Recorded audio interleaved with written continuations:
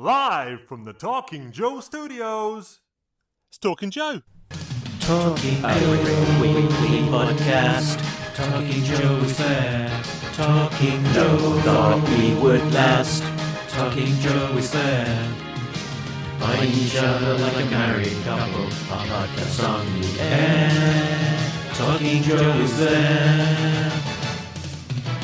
Talking Joe is the code name for a completely untrained special podcast force. Its purpose, to produce a regular comic review show while breaking and replacing a series of presenters from across the world. Talking Joe. Talking Joe is there. Talking Joe. We are on our soapbox. Nobody seems to care. Fighting for fandom wherever there's trouble. The podcast on the air. Talking Joe is there. Talking Joe. Talking Joe.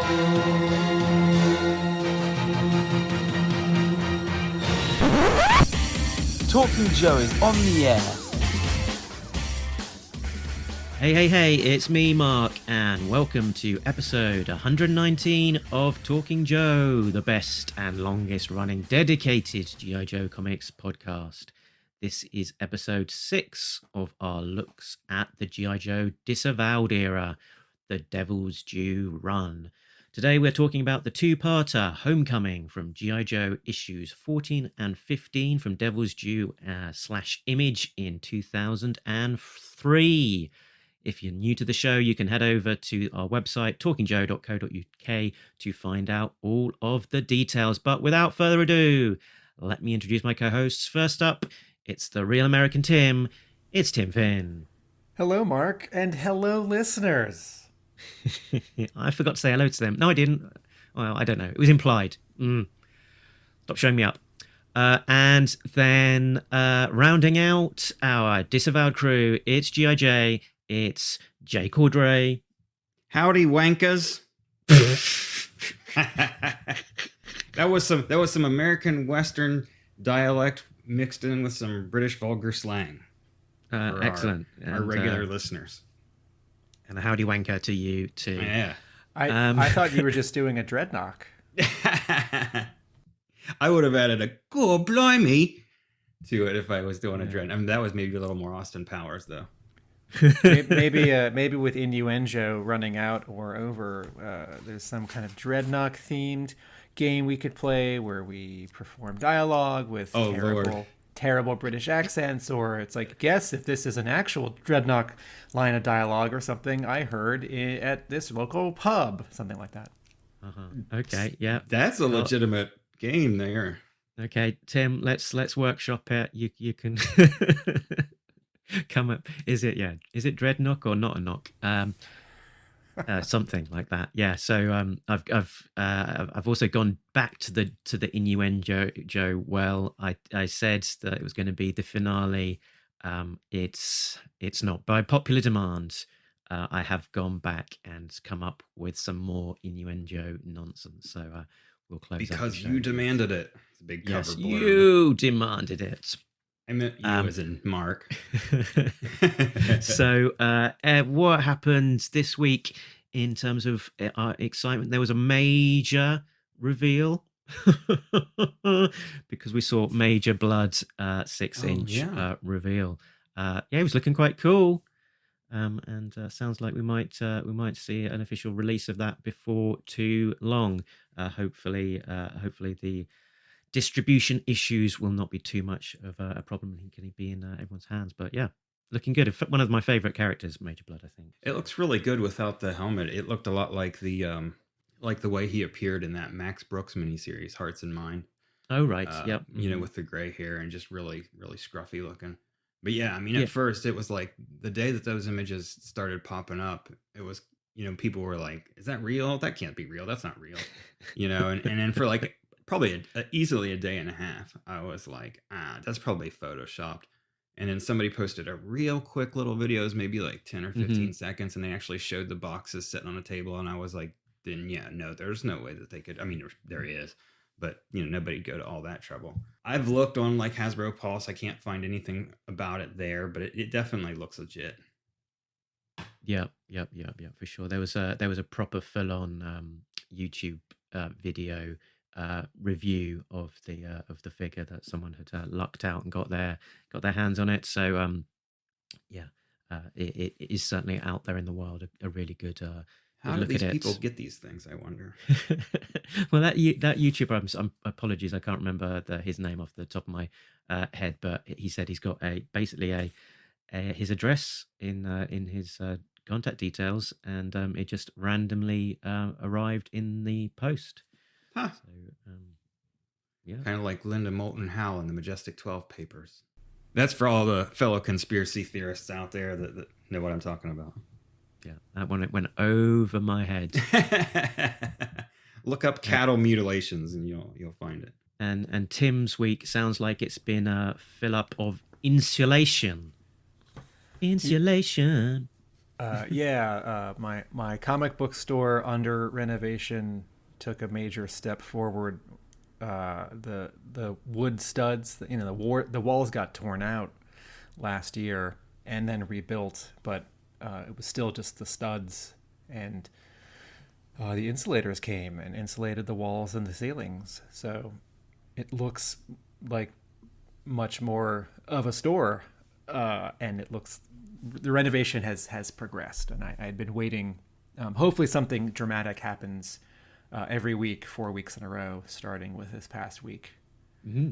So things have been or felt slow because of permits, supply chain delays, or just because renovation is slow. And there's a speeding up right now, which is very exciting. And good. Do you have an expectation or a hope of when the store will actually be back open? Not really. It'll take what it takes. Yeah, I mean, it's sort of any week or month I say is going to be wrong, and we'll either either we'll get someone's hopes up and then we won't be ready, or it'll I'll say before that, oh, we're ready after all, and then people will be surprised. So I don't know, but I think we're gonna have some kind of soft reopening, because once all the renovations are actually done and the city has signed off with all of the final inspections, it will then take some time to get the movers to bring all the books back. Mm-hmm. And then my manager and my wife and I will take, 4 days, 2 weeks to actually restock the whole store. And if this was just restocking it as it was, you can switch your brain off a little bit. But we have reconfigured the store, right? So most of the bookcases have come back, but we're going to have some new furniture and some sections will have moved. One section will be a little bigger, one will be a little smaller. And so this requires a lot of, thinking and auditioning. It's if you have a shelf and you're used to, 60 books between like the letters, F and H of the alphabet fitting there, and suddenly that shelf, you have more books or fewer books, or F is now on the previous shelf. There's a lot of just sort of elbow grease and staring and frowning and thinking and moving. Hands on hips. Yeah. Soft reopening though. Hopefully there's inflatables involved in that. I'm trying Your to think solution to the F through H problem is quit carrying Fantastic Four and Ghost Rider and just more G.I. Joe. That's excellent. As for soft, I mean, we do have a significant G.I. Joe section. That's not just some punchline because I'm a G.I. Joe fan or researcher. We really do have the largest G.I. Joe section of any store in the area, and I always look. Do you have toys and stuff too? No, we don't carry toys.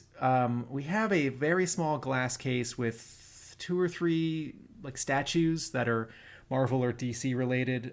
It's mostly actually a showcase for the sculptures that my manager makes, because he went to school for sculpture.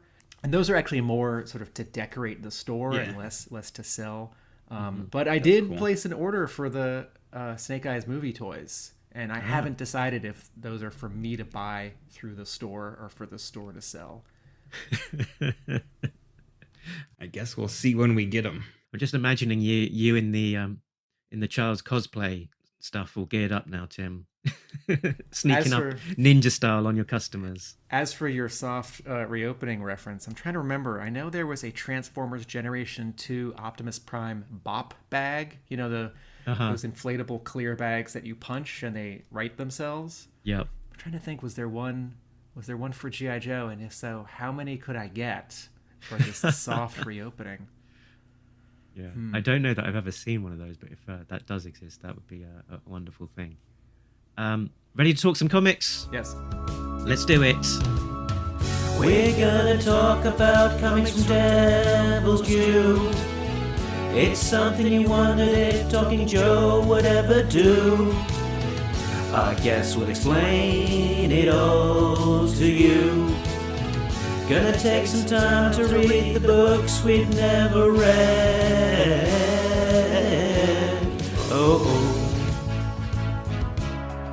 So today we are talking Devil's Due issues 14 and 15. The creative team is Story, Josh Blaylock, pencils, Kevin Sharp and Brandon Bado. He's bad, he's bad, he's bado. And inks, John Larter, colours, Hi-Fi Colour Designs, letters, Dreamer Designs, copy edits, Scott Well, graphic design, Mike Norton, and military consultation, Tim Ever. Let's talk covers. Let's have a look at the covers in the gallery. So we have got two covers here, one with a Viper on the front, 14, and one with a photo of the main Joes involved, Mutt, Alpine, Bazooka, and Rock and Roll plus Junkyard.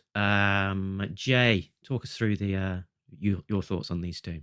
You know, makes me think of the ARAH episode that you guys just did with Alex Sanchez, and Tim didn't like the photo backgrounds in a lot of the sky and the ocean. I feel kind of that way with the Viper. I'm not sure if that's a straight photo or not, but it doesn't look the same as like the Viper itself. It doesn't look like an actual illustration. So right there just kind of throws me. Plus the gun is inaccurate.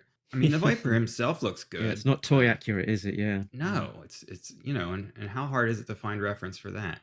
Answer, not at all. But it's funny that it says the Ladas on the mailbox.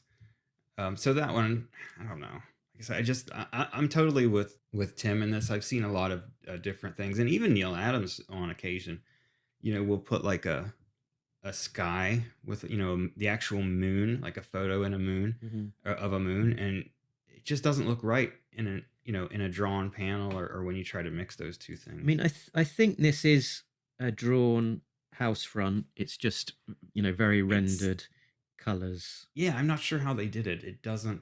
I don't know. It just doesn't. It's kind of like when we talked about the Baroness cover a while ago, and I think Tim said that she could have been standing in front of anything that the background didn't, or maybe it was the Flint one that the background didn't quite fit. They're doing these image logos actually in the top left hand corner quite interestingly. That the sort of the eye almost disappears. Yeah, it's almost a and it's just negative got like a logo. little framing around it.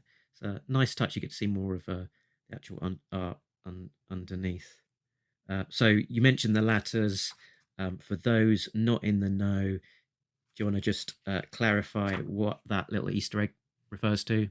Well, wasn't the actor's name who did Cobra Commander's voice in the Sunbow cartoon Chris Latta? That's right, yeah. Okay. Cobra Commander. Good, I'm glad I got that right. I'd have felt like a real idiot if I did. And Starscream as well. Yeah. Transformers. And cover to number 15, like you said, the photo of Mutt. I'm assuming that's probably the original Junkyard. Rest in peace or rest in field, wherever he is. Alpine, Bazooka, and Rock and Roll. Oh, that's not a bad cover. I mean, it's kind of like, I don't know, it's one of those covers, like G.I. Joe 26, the original one with different photographs and stuff on it. It's basically just, well, this is our theme, this is what we're going to do. It's they're good when they work, but they're not ever, at this point, original or innovative. Yeah, I mean, it does some, it does what it's trying to do fairly nicely, and sort of show a photo of these the four camaraderie guys. of the guys. I think Alpine looks great on that. His pose is really nice, and I like that it gives him, just the fact that he's got his arms draped over the other. It does give you a little more personality of, kind of hint of what his character is like. Rock and Roll looks like he's maybe a little stiffer than he should be, but it's a good drawing. Do you want to weigh in with some thoughts on these two, Tim? Yeah, so the cover of 14 is colored by Udon. Udon Entertainment is a studio, which for comics fans is not related to, but sort of analogous to, would like remind you of Dreamwave Productions. So an art collective, right? Also a Canadian studio, like Dreamwave was. Dreamwave was all the guys who did Transformers comics around the same time, and their work was all anime inspired, color particularly, but style and how characters and technology was drawn. And Udon did and continues to do that kind of work. Udon does a lot of Street Fighter comics and art books. So Udon has had some relationships with Marvel and with Devil's Due since 2002 or so. Udon colored a couple issues of when Deadpool was relaunched as Agent X at the end of that character's original run. So what Udon is doing here, these don't quite look like, I wouldn't say necessarily these are colored like how anime is colored or manga is colored. But what's happening in both these covers, and I like that they match in their palette, is that the colors are desaturated, although they're not rendered with an intensity of light sources and a huge difference between the highlights and the shadows. So if you look at the red on Bazooka's shoulder, if you look at the red on the Viper, that's not like Spider-Man red. That's not like Crayola marker red. That's more like brick. That's more like red with gray mixed in, red with brown mixed in, red with purple. Yeah, it's not pure red. And then similarly, all the greens on these Joes. That's not like olive drab green for Bazooka or Alpine. And so what that does is it makes these covers quieter. And again, I like that they sort of match, right? It's a pair. You have one bad guy, and there's something nostalgic about this cover, right? Because this cover is supposed, even if you don't know the title of the story or the theme of the story, this cover is supposed to say something like America, Americana, the suburbs, like the 1950s, two cars in every garage. And this is a 2-car garage, right? Because you can see some on both sides of this Viper.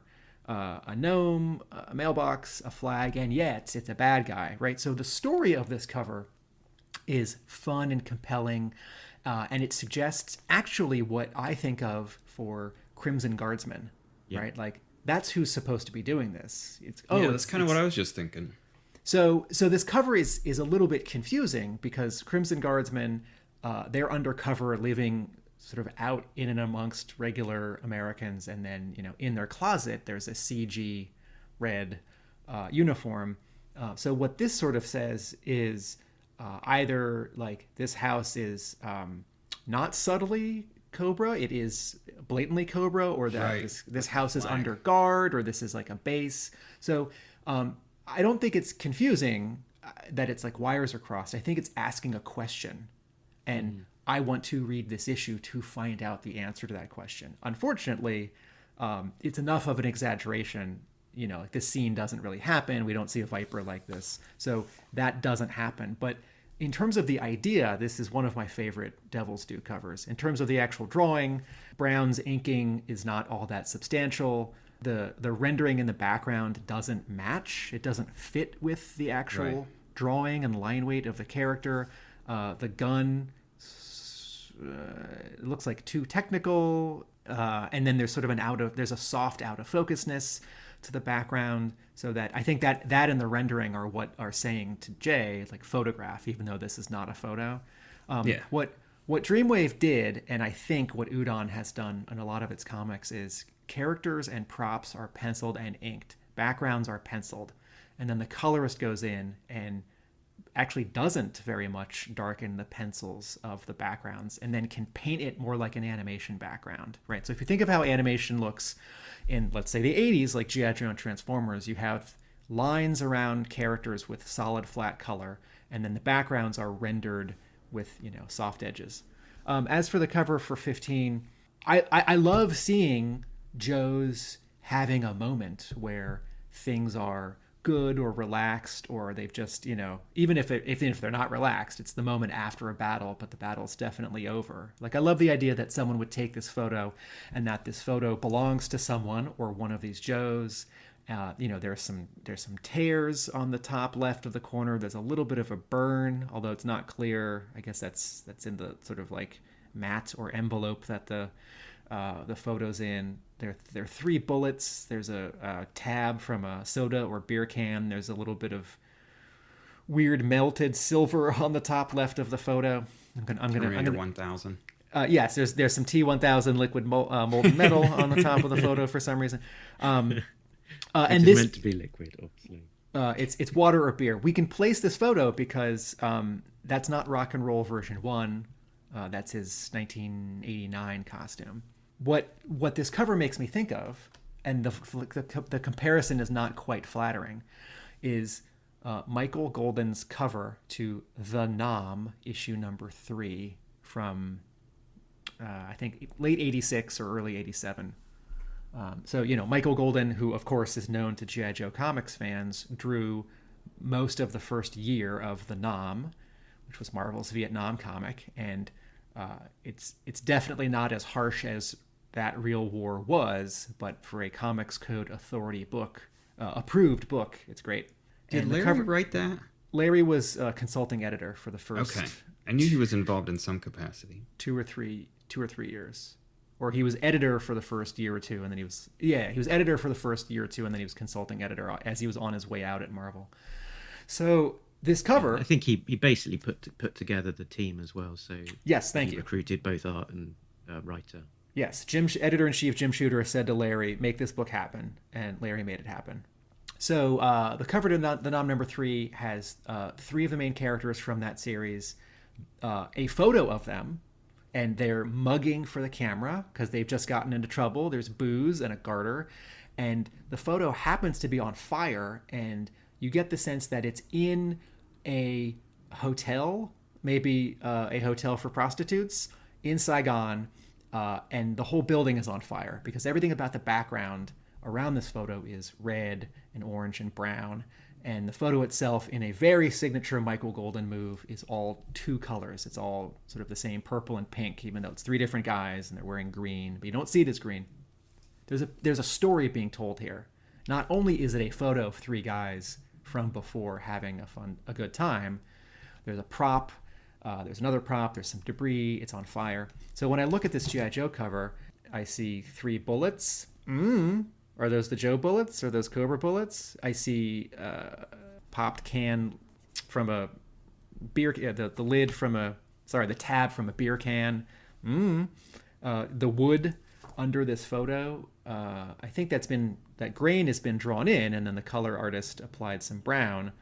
This photo is just someone's photo, I don't know whose, somewhere I don't know where. So this is a missed opportunity. Yeah, and it's sort of evoking, I guess, the nostalgia of these guys getting together sort of post G.I. Joe, where they've sort of settled back more to civilian routine, and they're talking about the good old days of being in G.I. Joe and reminiscing and looking at the photos.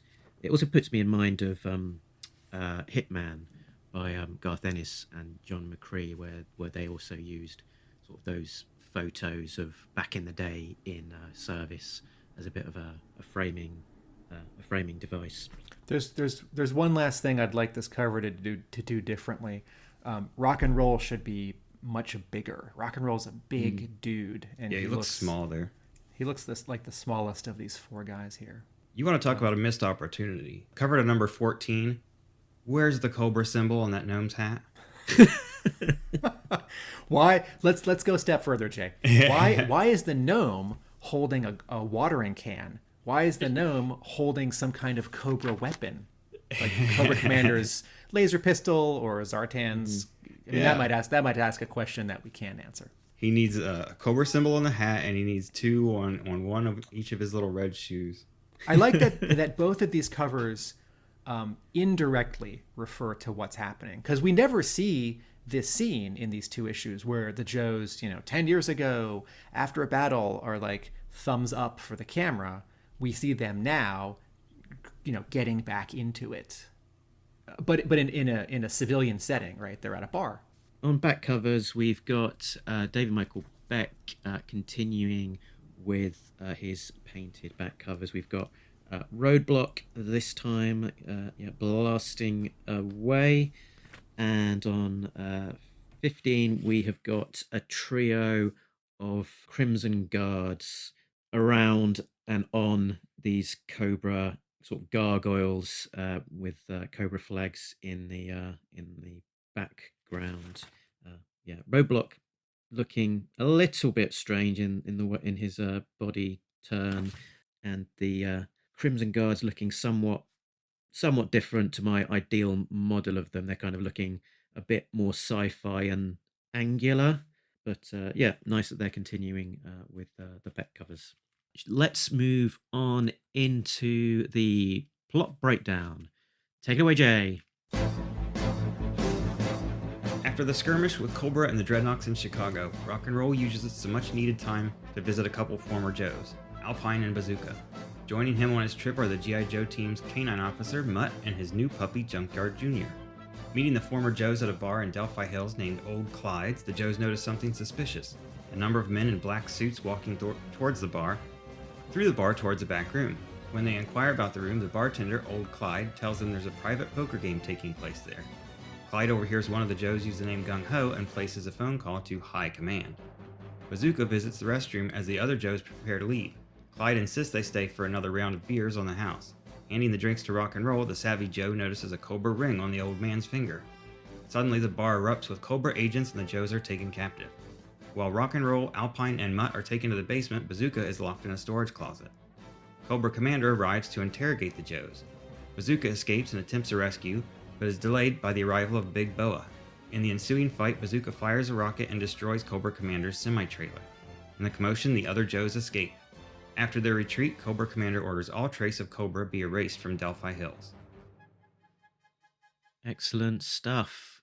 So we've got a roll call here of Bazooka, Rock and Roll, Alpine, and Mutt as the lead Joes, and it was nice to see them make an appearance. I've got a fondness for all of those, particularly Mutt is a big favourite of mine. One of my very first figures I ever bought. And it's good to see these guys who are probably sort of the G.I. Joe B list and even into the C list, getting being a bit more front and center, and just spending some time with them and hanging out. And the story itself was simplistic in its approach, very much focused on a single straightforward story of this kind of these guys getting together to reminisce and hang out, and sort of stumbling into a Cobra plot in suburbia. What did you think? What did you think of it, Jay? Maybe your reactions first. Well, there was a lot of stuff that I didn't cover, obviously, in the plot breakdown, because I wanted to try to keep that brief. We did have at the very beginning of the issue, I think it was Rock and Roll was kind of filling Mutt in on what happened in Chicago, and he's telling him, police came and took the Dreadnoks away. We never did see Zartan. Don't know what happened with the Dreadnoks. And then they kind of show you in a panel that it was Zartan disguised as police that was taking the Dreadnoks away. He kind of echoed some of our questions from the last podcast about what was going on with Firefly. Not answered, but repeated them. So it let me know that the creators of the book were aware that there was probably some confusion there. The art in this was much better, I thought, than in the last 2 or 3 issues. I love the way that he draws Junkyard Jr., the little puppy, and then we have a lot of stuff too with Cobra Commander, trying to whip Mindbender into shape again. And I'm not sure if it was this issue or the next one where we have some juggler action. Baroness is kidnapped by somebody. We don't know where that's going to lead. So yeah, there's a lot of stuff to like. I like that like you pointed out, that we just focus on the 4 core Joes. It's strange to think. You said maybe even some C-listers. You think about those guys, it's almost like if there's a C-lister among them, it's probably Rock and Roll. Not in terms of the comic book, but just, we've never seen him, I don't think, in any other media. He may have appeared in some of the cartoons, but he certainly wasn't ever spotlighted. Definitely not as much as Mutt was. Mutt was probably a pretty big player in a lot of the cartoons. And of course, Alpine and Bazooka were front and center in a lot of the cartoons. So, but they haven't really been seen since the return. In terms of the comics, Mutt and Rock and Roll had quite a few much appearances. Bigger players. Yeah. And Rock and Roll still to this day. And for the other 2, Alpine and Bazooka, very little time in the pages in the comic, but quite big characters in the cartoon. And obviously part of what they're doing in this book is trying to balance the kind of a feeling of the cartoon, but also the comic together, and sort of, recognizing that people are coming to this, and bringing in their nostalgia to it, and not just what was previously in the plot of the Marvel Larry Hama books, but also their memories of the cartoons and their fondness for the toys and the cartoons. I think I might have jumbled up my words then, but yeah, So sort of a lot of the cartoon sort of history sort of being incorporated almost into the book as well. You mentioned Junkyard Junior, who seems to be, who has the appearance of a younger dog. Seems to be drawn. It looks to me here like a Rottweiler. We've discussed before about what sort of dog he might be. He sort of appears kind of as different sort of dog in different medias. We've seen him as a Doberman, Rottweiler, Alsatian, and sort of potentially mix of other unknown to be defined dogs. He's the Mutt, really. And we do have an appearance too by Lillian. Again. Yeah, and it appears that maybe does he say that she's been brainwashed, or she's been she has been brainwashed, enjoying the latest brainwashing efforts Dr. Mindman performed on it. Yeah, so she's kind of dazed.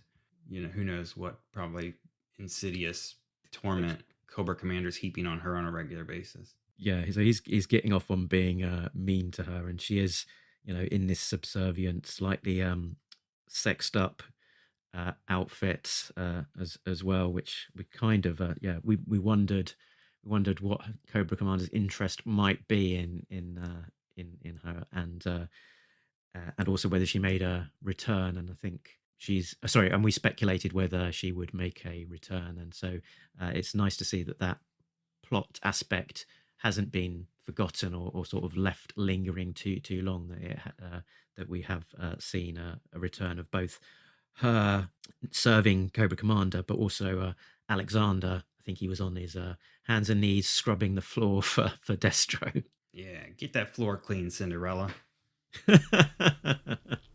This issue does a good job of alluding to the previous arc and the new status quo of, Cobra is back, G.I. Joe is back, but also time has passed, and, the teams are, back sort of as organizations, but also sort of how well equipped and populated they are, while also telling a core story over 2 issues of, these 4 Joes getting in trouble in a small town, and also doing a little light reminiscing.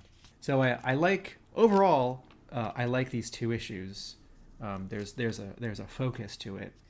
The art is, I'll be honest, I guess I can tell the difference between Kevin Sharp's pencils. Looks like he's doing the first, half the issue for 14, and then Brandon Beto takes over and does the second half.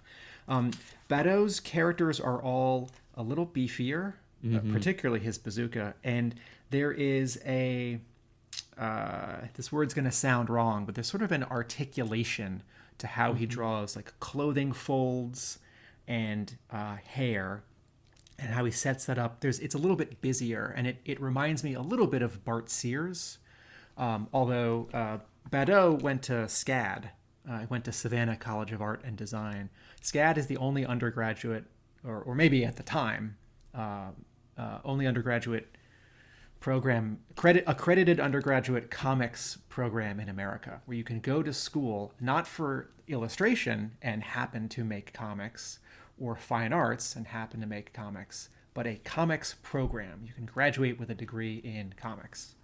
And I think he's a good fit for G.I. Joe, although once the fighting starts happening in the second half of issue 14, sort of everyone looks like a giant football player. And whereas on the cover to 15, I want rock and roll to be bigger. Actually, kind of in a Bart Sears way. Everyone, all these like generic civilian disguised Cobra bad guys and these four Joes, they all just look huge, which is a little bit much. Escape from a He-Man cartoon.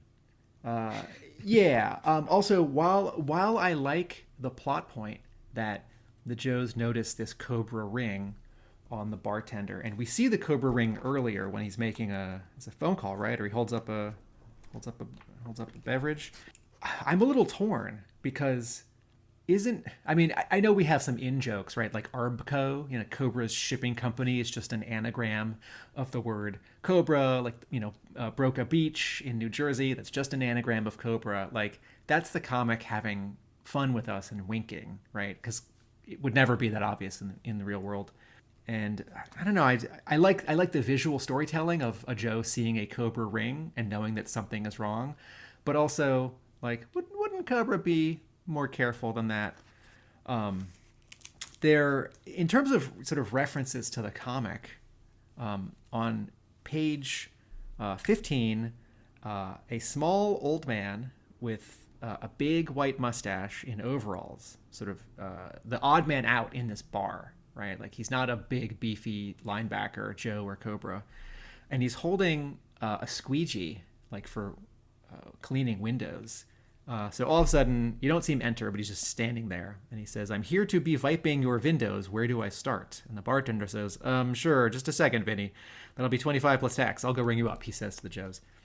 So this is a very cute, not hilarious reference to an episode of the show from 1985 called The Viper Is Coming, which just redoes an old comedy bit from, I forget, Laurel and Hardy and the Marx Brothers or something, where in this episode, the Joes actually are having some R&R. They're all hanging out, and barbecue is going to make them food. And they get this phone call from someone with an accent, and he says, "The Viper is coming." And he gives them some numbers. And then, so over 2 or 3 scenes, different squads of Joes go to different places around the world thinking that those numbers are coordinates, and they find Cobra bases, and they take them out. And at the end, the Joes are all armed up and surrounding barbecues. I think it's his house, sort of in the city, and the Joes are ready for this big Cobra assault. And this little man with a white mustache and glasses and a little pushcart shows up, and he says, "I'm the Viper. I've come to vipe your windows. I charge $5.75 an hour. I start on left corner, top floor," something like that. And he's sort of restating all of his oblique number references from these 3 phone calls, which was sort of his rate and like where he starts on the building. And the Joes all laugh, and it's a fun, great episode. So here's this character specifically pulled from an episode of the show, but the joke's already been done. So having him here sort of sets up like it's going to tell the joke again. And yet at the end, he's actually like one more Cobra, and he like helps knock out one of the Joes. Right. I don't, I said before, I think like pulling in extensive enterprises and how Tomax and Zaymot speak from the cartoon, I like that. I think having certain camaraderie from the show, which we never saw in the comic, like Alpine and Bazooka, that's fun. This one seems overly cute and distracting. Yeah, a little bit crowbarred in. Like, hey, you remember that guy from the cartoon? Well, there he is. He's here. You know, and like you said at the end, he turns out to be a Cobra after all. Right. And sorry, when I was starting about the ring that's on the bartender. When he calls it in, I need to talk to the high command, and then we see the ring on his finger reflected in Roblox's glasses. That's good visual storytelling. I like that. The Cobra logo on the ring is never actually drawn well, and that might seem like a little nitpick, like, Tim, it's a very small thing on a very small thing. Like, cut him some slack. Like, no, the Cobra logo has to be drawn perfectly when it is a plot point. Harsh. I don't know. It doesn't seem badly drawn to me. It's you've got to be paying Really a little angular. bit of attention. Well, that's the thing, Mark. You have to really be paying attention, right? It's you can. I mean, as the reader, right? Like, there's a blue thing on this guy's finger and sort of a red thing that resembles a Cobra logo, and I know what it is. But I think if I gave this to my cousin or my neighbor, and they don't follow G.I. Joe at all, they wouldn't pick up on that plot point. I didn't catch it in his glasses, the reflection in Rock and Roll's glasses, which either shows that you just said it. Okay, so Jay, either you're reading it a little fast or a little distracted, or it's not drawn clearly enough. Yeah. Oh dear. Like issue 1 when Kamakura hands Snake Eyes the data disc or something, and you just barely see Kamakura's hand in the corner of the panel. I mean, it's just, it's not there, and that's the main focus of the panel. Should be is like, here's this guy's handing somebody something else, and this it's just like hidden in there, it's spelt out with quite a lot of repetition. We see the ring at least 1, 2, 3, 4 times, and then in dialogue it's reinforced as well that this guy's Cobra wearing a ring right in front of us, displaying it as a trophy. So it is clearly signaled to the reader. So I think we can't quibble too much about that. But is it said in the dialogue because it's not clear enough in the art? Does the dialogue have to clean up good storytelling that's not like excellent, perfect storytelling? Can I shift gears to something else that didn't quite work for me? Here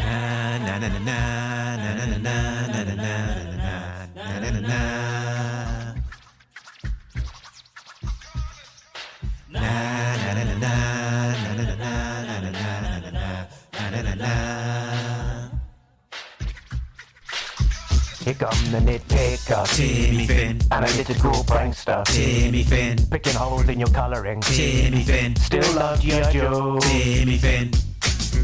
No, he won't lie. Yes, he testify. Anyone can see there's some criticism. Anything that he don't know ain't a thing that's worth to know. Pull him back and let him go. Criticism, here come the nitpicker, Timmy Finn, analytical prankster, Timmy Finn, picking holes in your colouring, Timmy Finn, still love G.I. Joe, Timmy Finn. This is very small. I have spoken before about lettering in Devil's Due, and this one, I don't know if it's sort of lettering or scripting. But okay, before I call up the example, I just want to set up a comparison.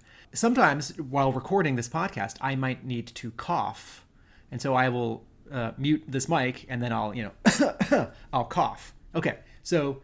End of example. What I just did there was I used a word, C-O-U-G-H. That's the word, cough. Also, then I coughed. And in comics, one of those would be spelled out, and one of those would be either a sound effect or those 5 letters, C-O-U-G-H, with like little lines on either side. Like if you're texting it to your friend, you'd put like an asterisk on either side of the word cough. One is a word spoken, the other is a sound. On page 3, in the final panel, Rock and Roll and Mutt are going up the stairs to this bar, and Rock and Roll says this word that I don't understand what it is, and it's KMPH exclamation mark, and then the word snicker, right? So if he's snickering, like that needs to be in italics, or needs to have like little like effect lines around it. I don't mean like a giant bubble letter yellow sound effect like blam. This can be in a word balloon. So I actually don't. I think he's like guffawing, or I think he's like TSK, like, oh, I think he's making a sound like this, right? And then Mutt says, "What? You got a problem with a man showing some love to his dog?"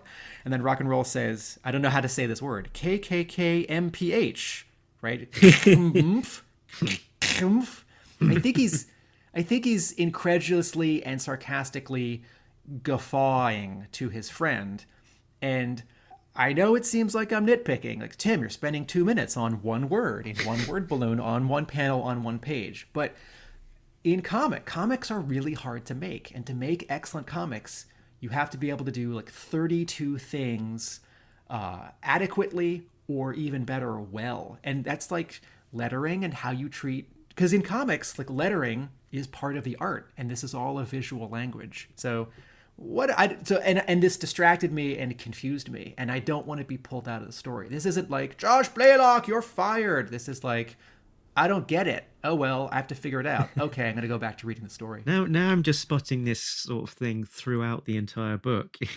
I'm seeing Bazooka, N-U-H, H-U-H, and then later on, N-H-N-H. Then we've got Mindbender saying ahem in inverted commas.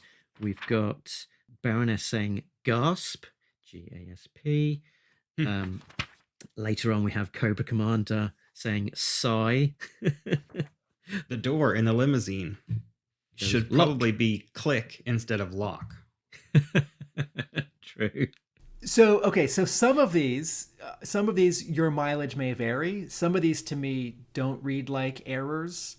And lock versus click, like, you could be sort of cheeky with the sound effect of a door locking, and it could be like lock, which is L-O-C-K, right? Like, you know, they're all the different words and made up sounds for explosions or guns firing or guns clicking, right? So this isn't like all of these are wrong or all of these are bad. And I don't just see this in Devil's Due. I see this sometimes in Marvel Comics where someone's saying the word cough, but they should be coughing, because I'm enjoying these two Joes catching up, and because, like, I baby talk my cats, so here's a Joe baby talking his dog, so I'm really into this moment. And then Roadblock says these weird two sounds, and I'm like, I'm out of it. A couple more observations from me. We've got the Joes calling themselves by their first name, so we've got Dave and Craig, which I think is Bazooka and Rock and Roll.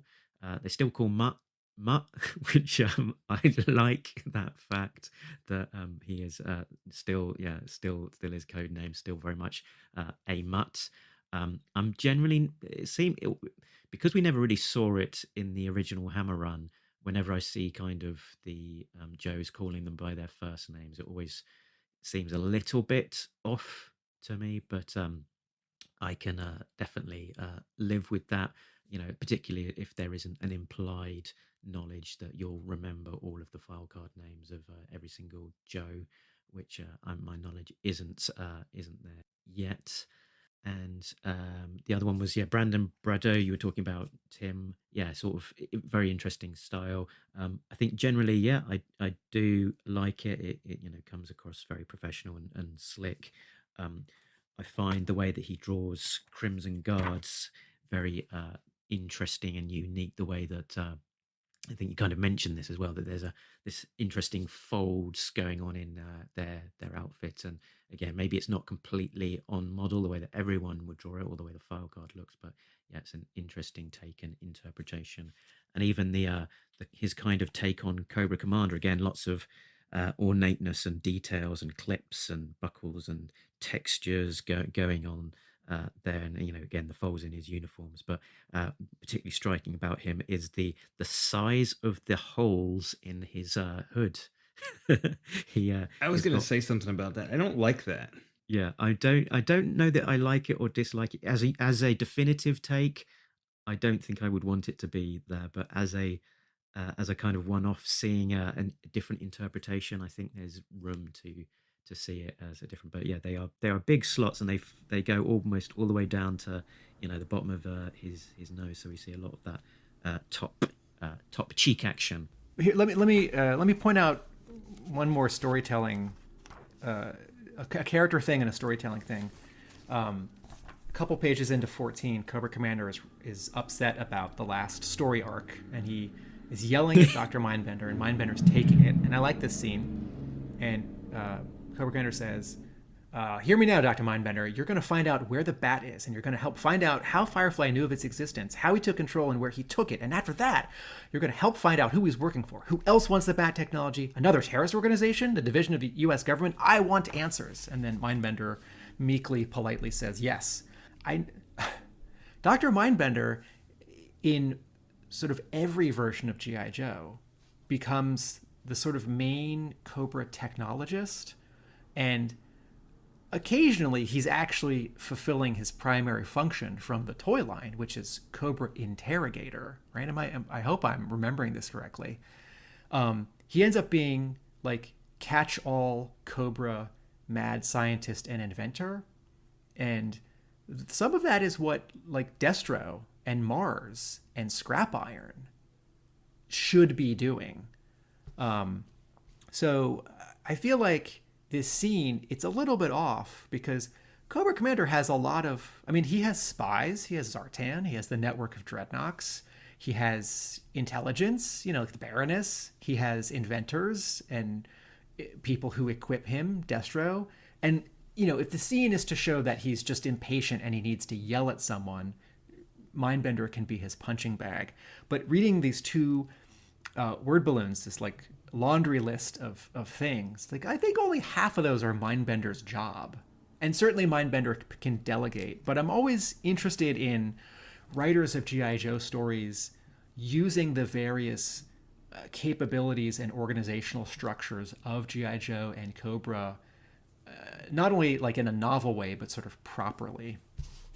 One more like signature complaint. To be fair on that, they sort of that in that arc, Dr. Mindbender was kind of positioned as the architect lead on this bat project. That's fair. So it was him that was sort of overseeing this thing that went disastrously wrong. So yeah, he should cop the blame for it.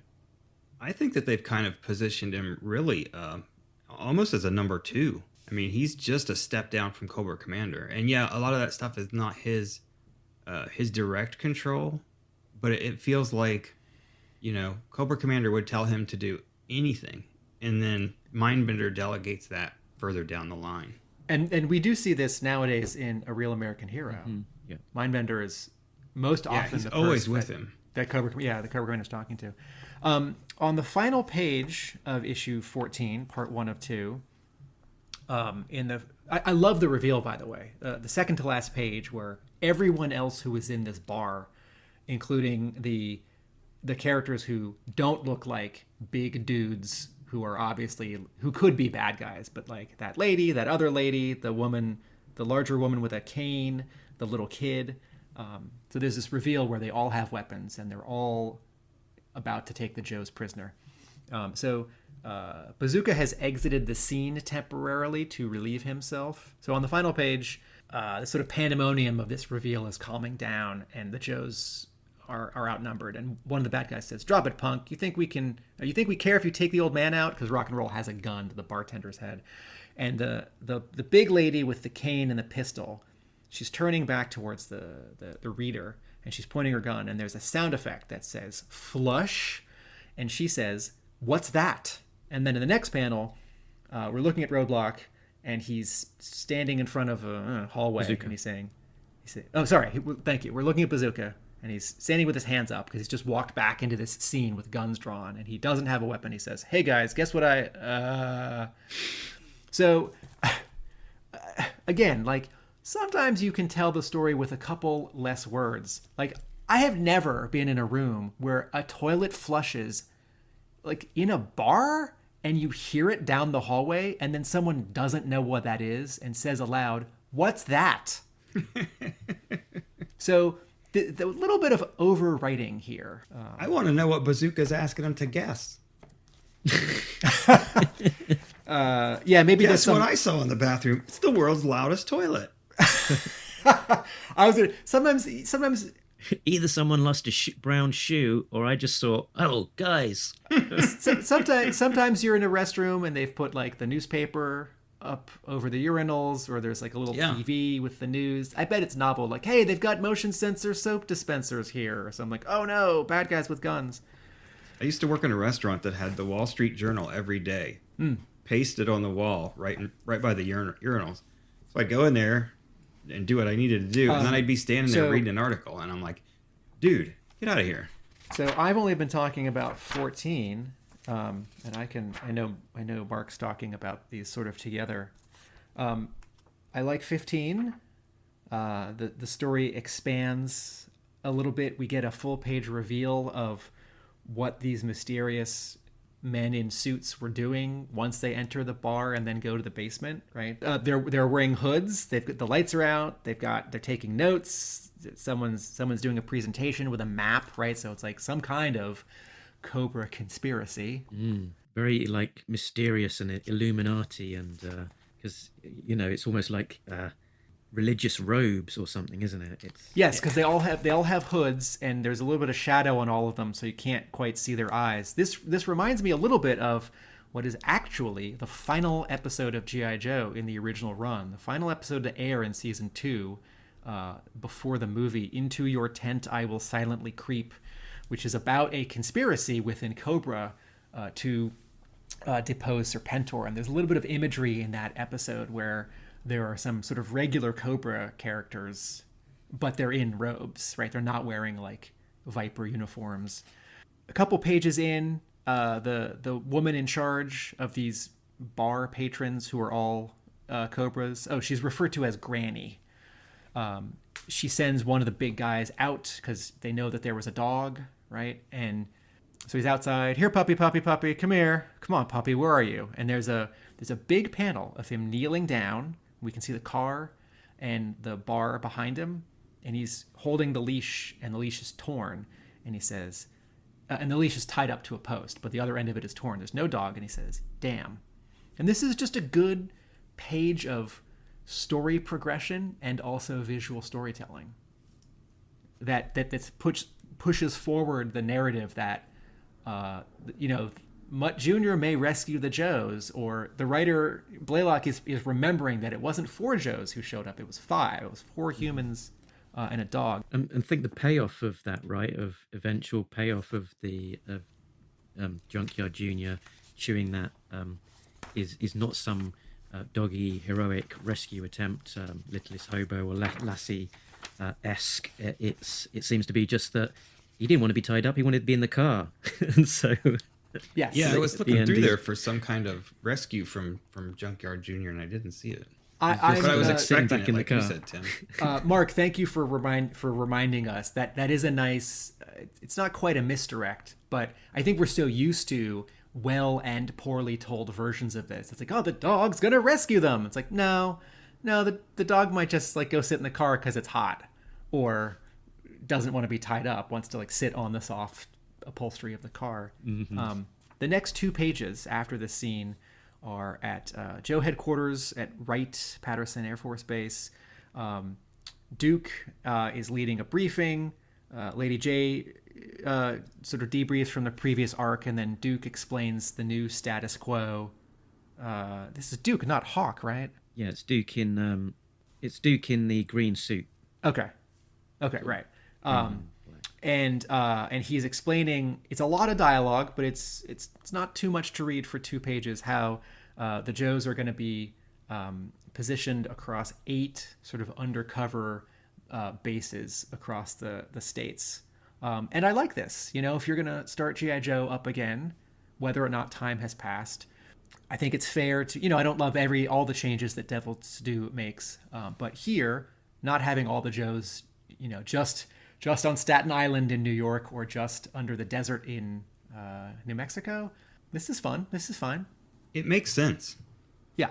And yeah, I like how, like you said, I mean, it's taken him to issue, what is this, 15 to kind of set up the new status quo, but I don't think it's bad. I mean, I definitely think it's kind of working into a groove. And I mean, I don't know if 8 locations is quite sufficient to cover an entire country the size of the US, but certainly more so than just two locations or 1 location. I also like in this in this sort of briefing that they've got, that they say that they'll be given all of the details on an inverted commas PDF and then deleted in 2 days. Memorize it. Like, what is this mysterious new technology from the future? Yeah, in 2003, a PDF is such an uncommon format that it needs to be put in quotes. It needs to be offset in quotes. Yeah. We have a first appearance of a G.I. Joe toy character from many years earlier, making his debut in the comics. And Jay and Mark, I wanted to know what you thought of this character and this scene. Big Boa? Yeah. Oh, I thought it worked. Like I said, I didn't read all of the original Marvel run. I kind of dropped out around 110. So I wasn't aware that this was his first appearance. But definitely it works. And I mean, when he appears, you're like, whoa, holy crap. And, it's a pretty good scrap between him and Bazooka. And I do like that it kind of made me think of, in a way, Golden Age X-Men with art by Travis Charest, where he uses lots of little panels on one page to tell the story. And, I've complained before about the camera being too close at times. I think this is just right in most of these shots. I'm really enjoying this artist's work on the book compared to a lot of what we've seen before. His work throughout here, when I was reading it, there were scenes in the basement with the Vipers and stuff. As I was reading it, I was thinking, wow, that looks really good. I was really pleased that I think that the art is getting better. And story's getting better too. I think I'm starting to enjoy it more. Not that I wasn't really enjoying it before, but there were some rough spots. Yeah, it's definitely picking up a gear, and everything that we've been sort of complaining about before is generally improving. The pacing, how much they're trying to fit in every issue, the amount of words they're trying to fit into a speech bubble or into a page, just the look of the lettering, the look of the coloring. I mean, it's still credited as hi-fi design on these issues, but the coloring is looking better on these issues, and kind of toning it down a little in some spots. Like the things that we were talking last time about, those sort of the light sources on every single piece of metal. That isn't seen here, and it's sort of but it's it's still quite, there's a lot there. There's like that you're talking to, that the panel with the fighting with Big Boa, that's 1 2 3 4 5 6 7 8 9 10 panels on a single page, but it reads well, and it's a fast packed action sequence, so it's sort of from panel to panel to panel to panel. That works, and it feels like a big reveal and a big sequence, but literally Big Boa is on just 2 pages of this entire arc, but it feels and reads like a big component of it, so which kind of points to it being handled well, I think. His visor, the visor of his helmet, is not just glowing, it's really glowing in the panel, the big reveal panel where we see him. So I think the coloring is not as bad as previous issues, but for me it's still 2003 overdone, kind of bad. Yeah, this sequence could be toned down a little bit. So a couple characters in these 2 issues, I think this happens 2 or 3 times in a comic that's not going to have narration, like third person omniscient narrator, and in a comic that's not going to have like X-Men style, like just a little rectangle above each person to state their name or their code name, right? Like it's all going to come out in the dialogue. On the second page with Big Boa, he and Bazooka are exchanging hits, and he gets hit, and he says, "That's it. That's all the hits you're getting in on Cobra's main trainer. Sorry, Mark and Jay. This is the last complaint that Talking Joe's resident complainer is going to make about this comic." It's like, no one talks about themselves that way. Like, I don't. And we'd say you're lying. I don't refer to myself like by who or what I am in order to explain it to someone who's watching or listening who's not here, right? Especially you're in the middle of a fight. Yeah, and then similarly in the second to last panel, Bazooka has he's sort of, it's like he had him in a headlock and he's popped the helmet off. And he says, enough of this helmet. And sort of in the shadow behind him, we can't see Big Boa's head or his face. And then Bazooka uses the helmet to hit Big Boa, right? We Minnesota boys like to play fair. Swack, as he swings the helmet into his face. And I feel like this is sort of like the Viper, the window wiper. There's occasionally in the Devil's Due run, there's, or Roadblock sort of confronting Heavy Duty. This isn't like sour. It isn't mean, but it's this sort of fanish, like dialogue or action that doesn't actually fit in the scene. Like, yes, as a kid, did I wonder what Big Boa looked like? If there was an entire issue that spotlighted him, like his origin, or an issue where he's like training a bunch of new Cobras, or like he goes on a mission and infiltrates the pit or whatever. If there's a plot point that he like never reveals his identity, or he does reveal his identity and his helmet is just, I don't know, armor or like oxygen, like we can tell that story. I'd like to read it.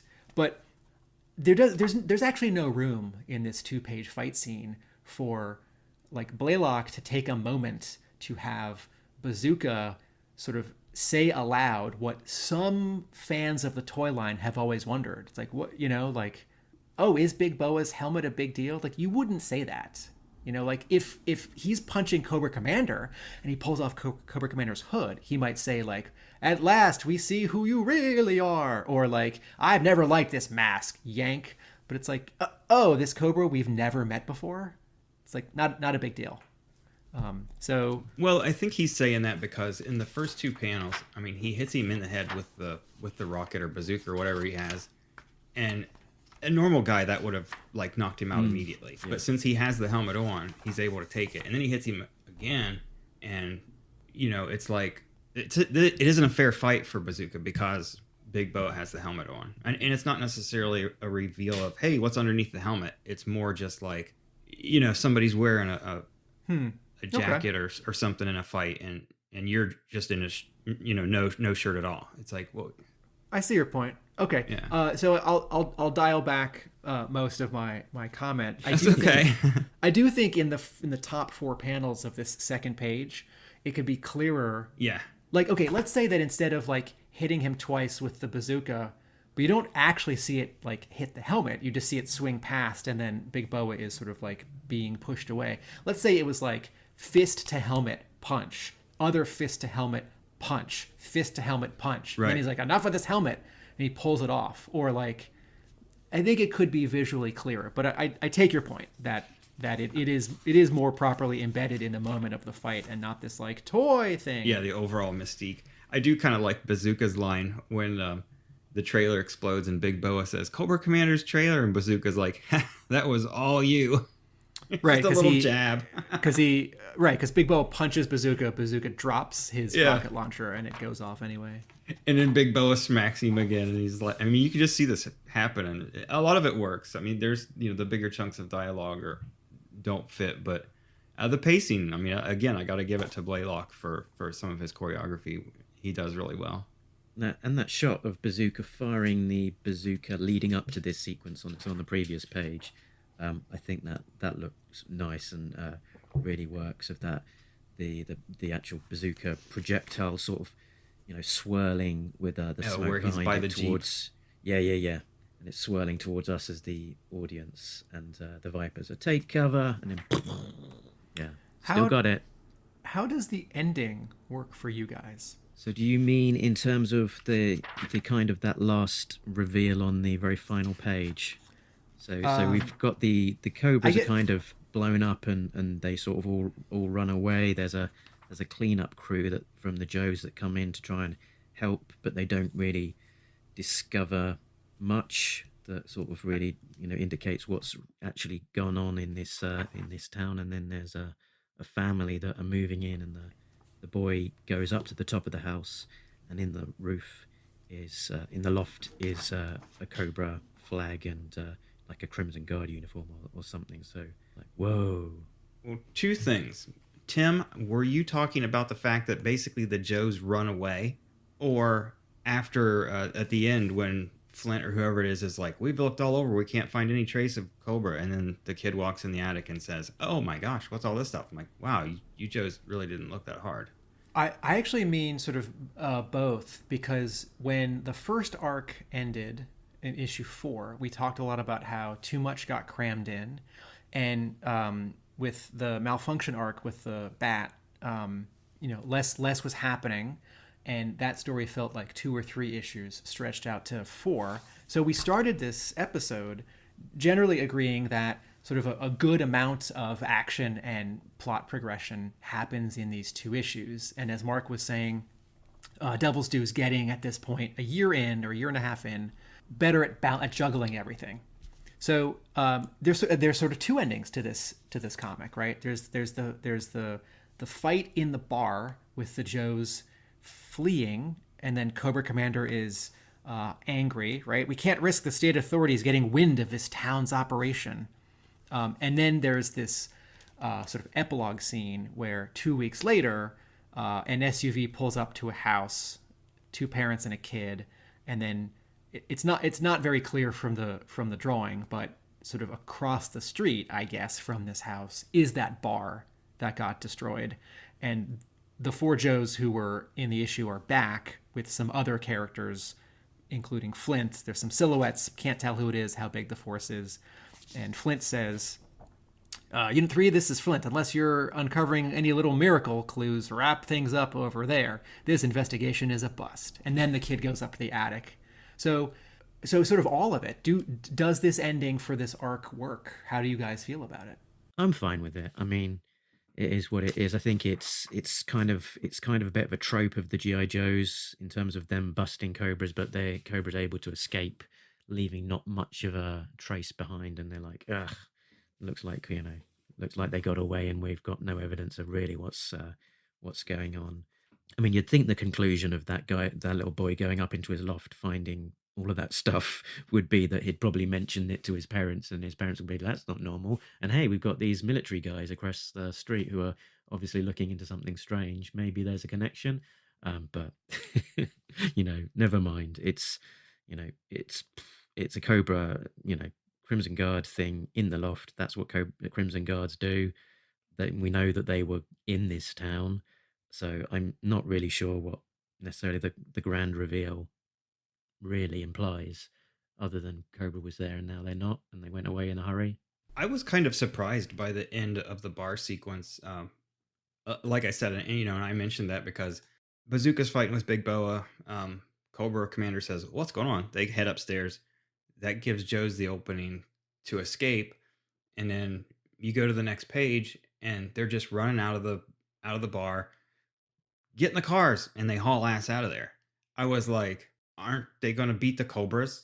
It was like they just kind of left. They left the Cobras. I mean, I understand they're probably greatly outnumbered, but these are G.I. Joes.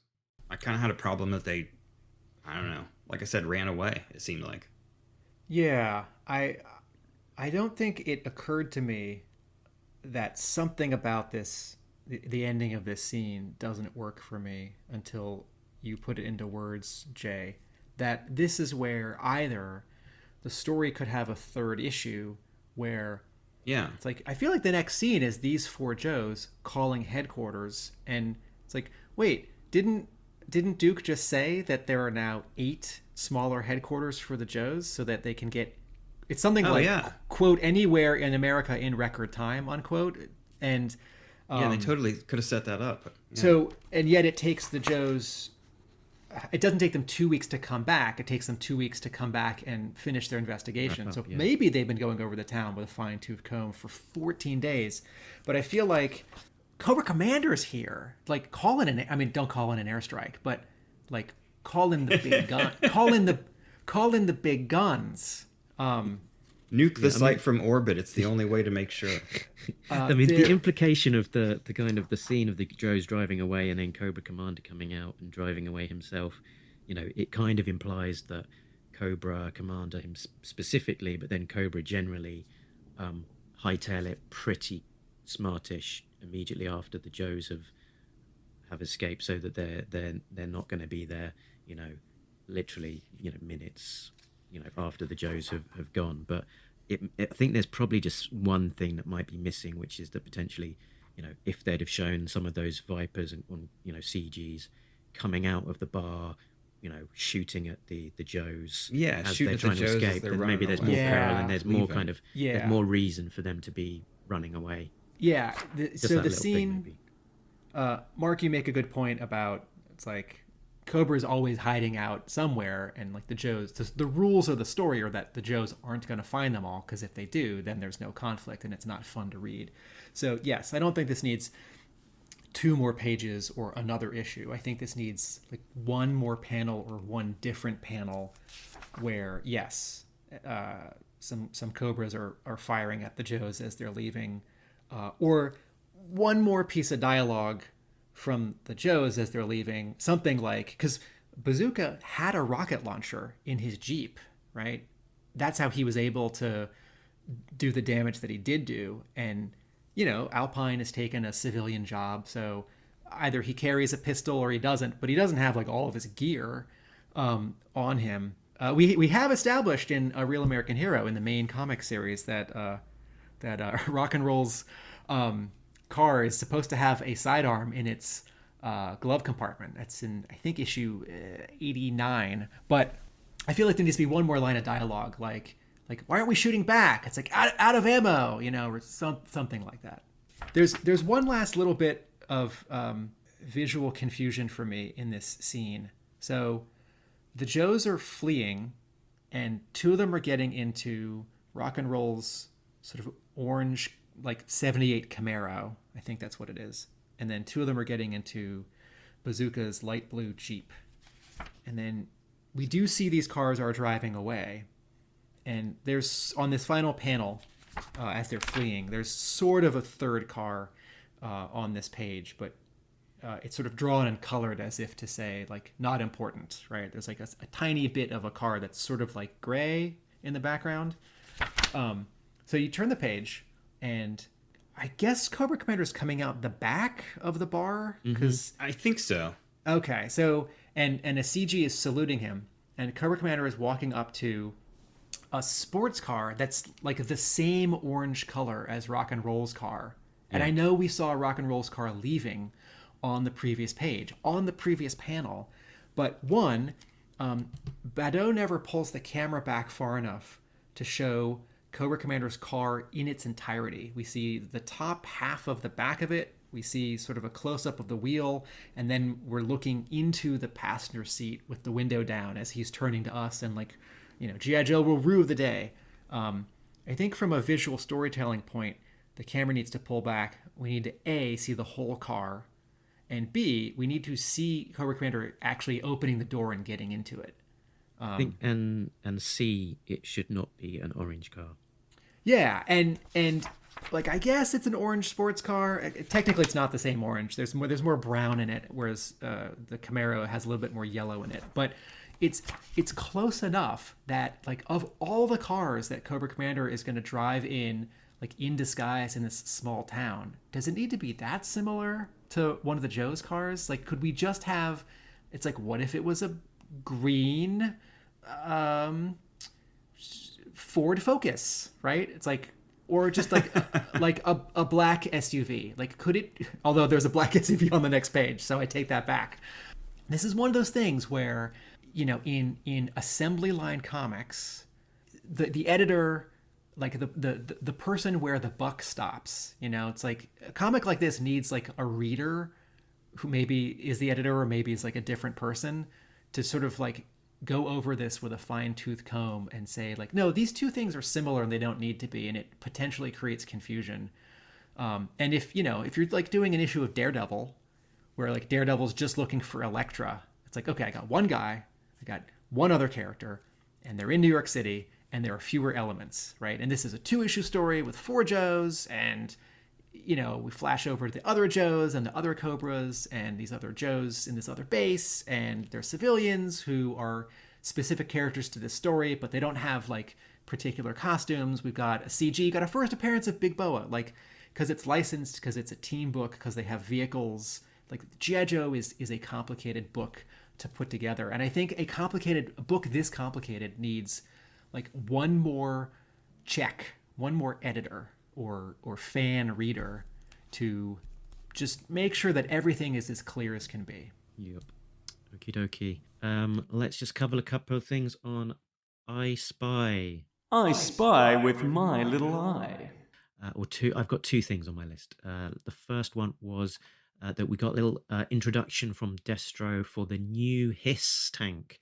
So the Cobra Hiss 4 from 2002, which has got this visual cue to it that's a bit different from the others. It's kind of this purple color, but it's also got this front cockpit that kind of lifts up almost into a raised serpent attack position. So again, sort of Devil's Due making a big effort to try and serve as somewhat of an advertisement for the toys that are in the stores. And I have a feeling that we'll see more of that particular Hiss tank in the issues to come. The other observation was from the dialogue from Rock and Roll. So he said, "What about you, Craig? Still rocking and rolling?" He said, "You know it, Al, playing with a friend's band, the Chaotix, when I get the chance."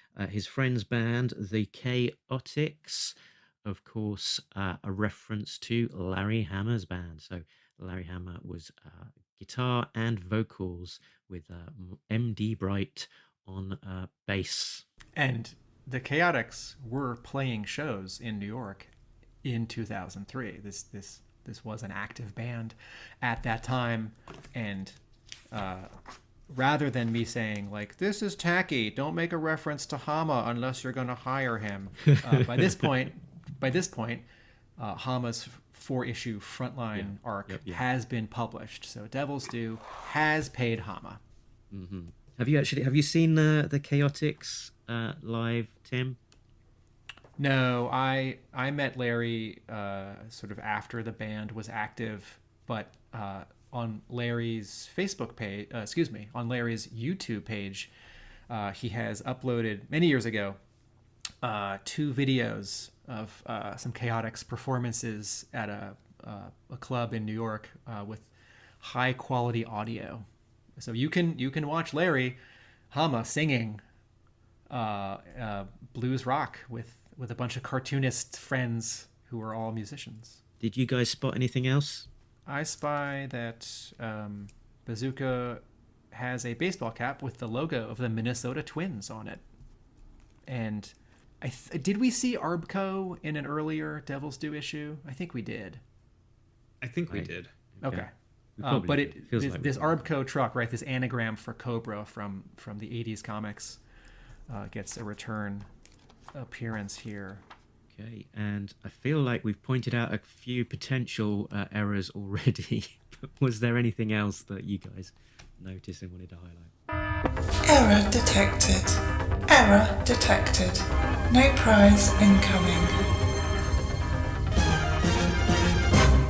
Well, no, I don't have any errors, or necessarily any I Spies. I was just looking through it again, and I really like this artwork. There's some panels that are rough, that don't work, but overall, it's really, he's a really good artist. There's a lot of just angles that he uses that are, I know are difficult to do. His sense of where shadows fall, a lot of times his character work, his perspective is really good. I'm really, really enjoying this. There's things that we don't, like we said, don't necessarily make sense, like how everybody in the bar is the size of the Incredible Hulk.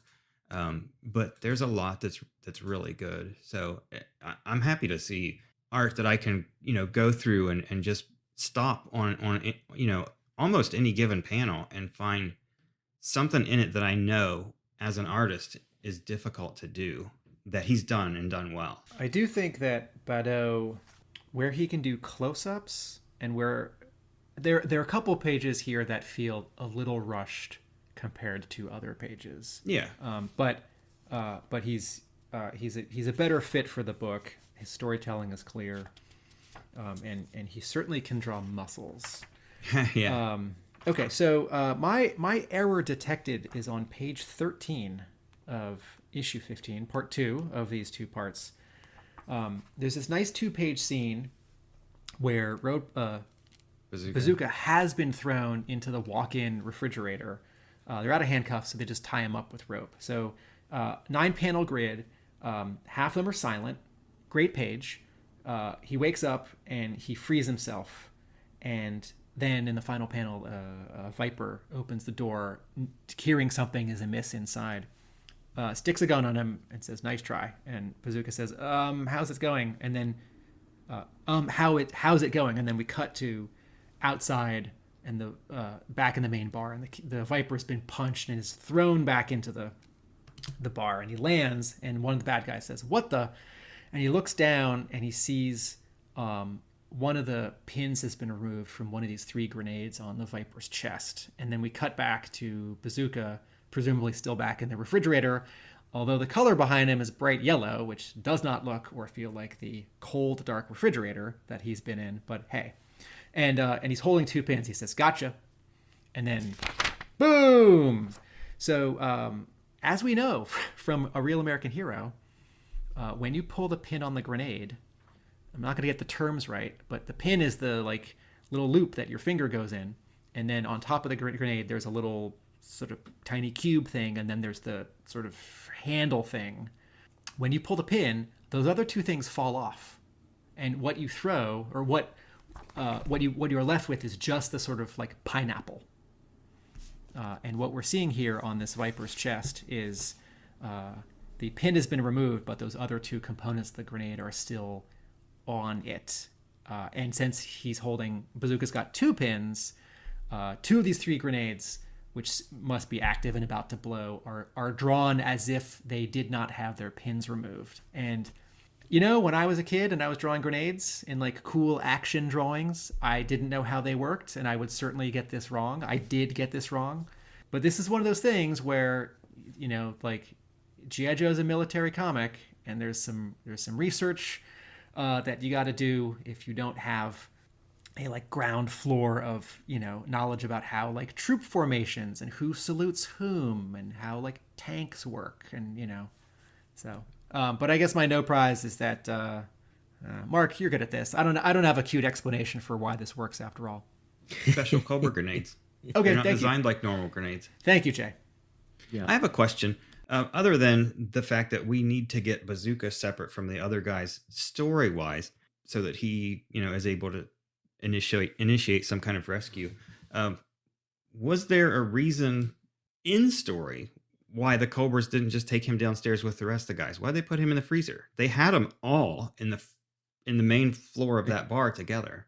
Is it because they've knocked him out and he's so, and you know, he's a big guy? They don't want to drag him down the stairs. Yeah, but they're all big guys. Yeah.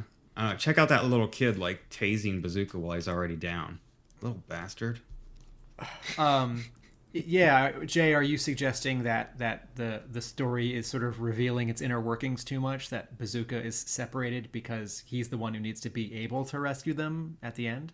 Yeah. Yeah. Yeah, I wondered if there was a, you know, why, like I said, why didn't they take him with the rest of them? But like Mark said, maybe it's just because, I don't know. Because they're all big. He was out cold, whereas the other ones were still awake, and they asked them to go down to the basement so they could be interrogated. Yeah, I know. Those guys in the robes, when they bring them downstairs, what you guys referenced was almost like a religious cult. It made me think of, and of course this comes later in publication, but it made me think of the Coil in the Cobra Files, where Serpentor was like a kind of like a Scientology type cult leader, and you had all of these, you know, it was like that. That's what that made me think of. Yes, that is, yes.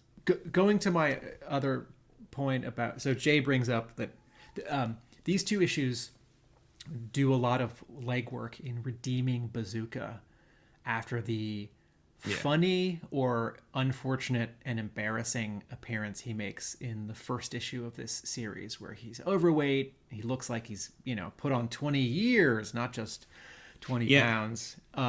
Not only does he say he's been hitting the gym, does he look in much better shape, but he saves the day. So if, you know, we're not going to see him again in this series for a long time because, you know, the new makeup of G.I. Joe is that we don't always have all the people active or or if it's a crowded book and we just can't see this guy again for a little while, he does so much to sort of like fill up Bazooka fans with Bazooka happiness that if we don't see him for 5 or 10 or 20 issues, it's like, well, we'll always have issue 15. Yeah, I think it worked. Like I said, the series is getting better. Definitely. The writing's pacing is better. Just overall laying out the story, the world building, the fact that, we see that Cobra is starting to reach its tentacles into mainstream America again. When I read Cobra from IDW, I hadn't ever thought about the idea of like Cobra having other things like a media infiltration or like the religious cult that we see in there, and it was kind of like earlier when we talked about the Joes having different bases all over the place. When you think about it, you go, yeah, that makes sense. So the fact that they're kind of building and extending just the larger universe, I think works really well in this. Okay, so let's get on to ranking this one with a Yo-Joage. I think this is probably the high watermark of the series so far for me. I think they're doing a lot right. It was enjoyable, breezy, good art. Could follow it easily. So yeah, I think it's probably my favorite of the issues we've had so far. I don't know that it would be, in the mix against every single G.I. Joe issue, probably not particularly high, but against these so far, it's doing the job. So I'll go in with this sounds maybe a little bit stingy, but I'll go in with 6.5 because I think we've got room for more to come. So yeah. I agree with what you said. I think that this is probably the best that we've gotten so far. And like I just said a minute ago, I think that it's really gone a long way towards expanding the world and just fleshing things out. The art made a huge difference for me. So, it gives me a lot of hope that, it's getting better and it's hopefully going to get a lot better. I mean, I know there's a lot of people that really like the Devils Do stuff, and I had never read it. So I was eager to get into it. And, we had a rough start, but I think it's going pretty well. I'm giving it a 7. Okay. And Tim? 5. Yeah, it's good. Color's still ugly. Art's a little wonky. Art is better, but still a little wonky. Take off 2 for not being on the right paper. I should have never said that aloud.